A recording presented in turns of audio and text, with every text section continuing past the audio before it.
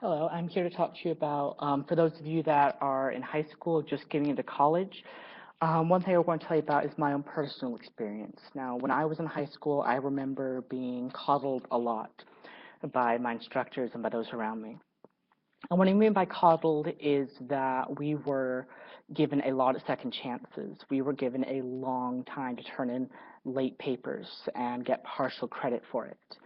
Now, that was all right in high school because we thought I can be lazy, I can do this, and I can do that. But it didn't do me any favors in the long run.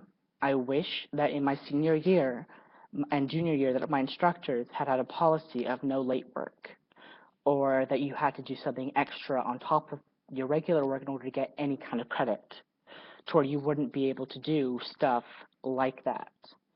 And the unfortunate aspect of that is that in college, students are used to that and then get frustrated when instructors don't allow them to do that anymore because they just don't have to and they don't want to be sitting up late grading a stack of papers this high out of that when they could be doing that much. No one wants to do that. I wouldn't want to do that, and I'm a special education major. But I was also speaking to a woman named Alison Goff, who's a French teacher in Farmington. Unfortunately, we couldn't get her, I couldn't have time to have this video thing here, but she really believes that students aren't truly prepared for college overall because the schools unfortunately fail the students in the fact that the district policies, the school policies, in fact, one of their policies, for example, is they have a 2-week policy on late papers, which means you have 2 weeks to turn in a late assignment to get partial credit, which generally partial credit is about 50% on a paper, and that's if you did 100%. But by then, teachers are like, fine, you turn it in, here's your 50%, enjoy. It ain't going to do you anything in the long run anyway. But the point is, having those policies in place doesn't help you. And I strongly recommend for those of you still in high school or for those of you coming into college to really realize that that is not going to work. And I found that out the hard way.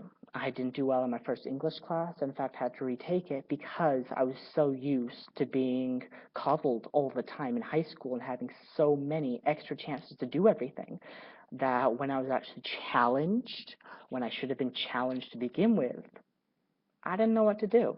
I was lost. I was frustrated. I wasn't used to getting help because in high school I didn't need it.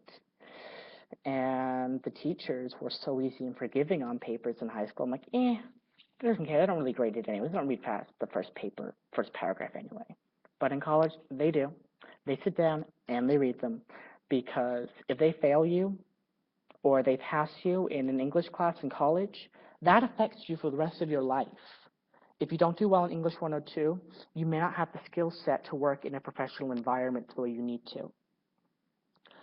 So what I'm basically getting at is don't procrastinate because I learned the hard way that by doing that, especially for English writing, I didn't do well. English professors and English instructors in college are looking for time management. They're looking to make sure that if you have a job on top of full-time school, great. They're working, they probably have kids at home, but they still got to grade your bloody papers when the time they get home. So they are up late as well.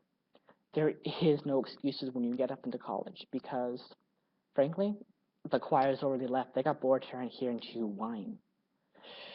And just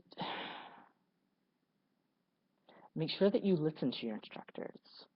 If they say, get this done by this time, or I recommend you do this or that, they're saying that for a reason, because they've also been in college.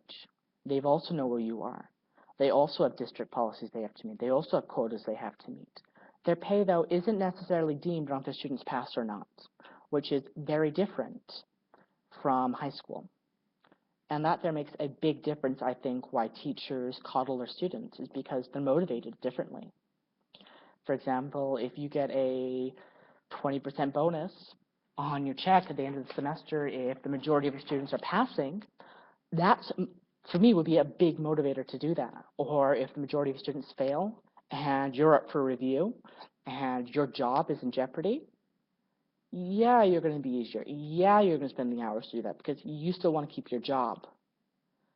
And that's really what I found, in my personal opinion, a giant flaw in the school system.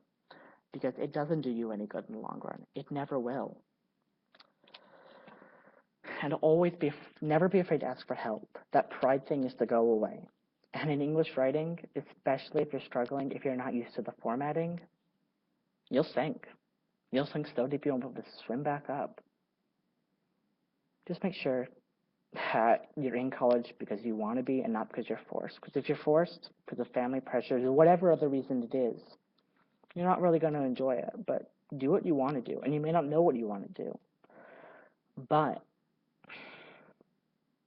I have found that I have changed my major more than once. I have stuck in English, though. I have just finally decided to go an education major, and I'm very happy. I'm excited. But I'm not looking forward to technical papers. I'm not looking forward to having to grade those. I'm not looking forward to IEPs. I'm not looking forward to district evaluations, but it'll be a part of the job. The rewarding part of the job is working with the students, seeing their progress, seeing a student who people may have thought he won't be capable of anything, accomplish something that is incredible. And it's going to take time. I don't know where I'll be in a few years from now, but if you're watching this, hopefully my advice helped a little. Do with it what you will.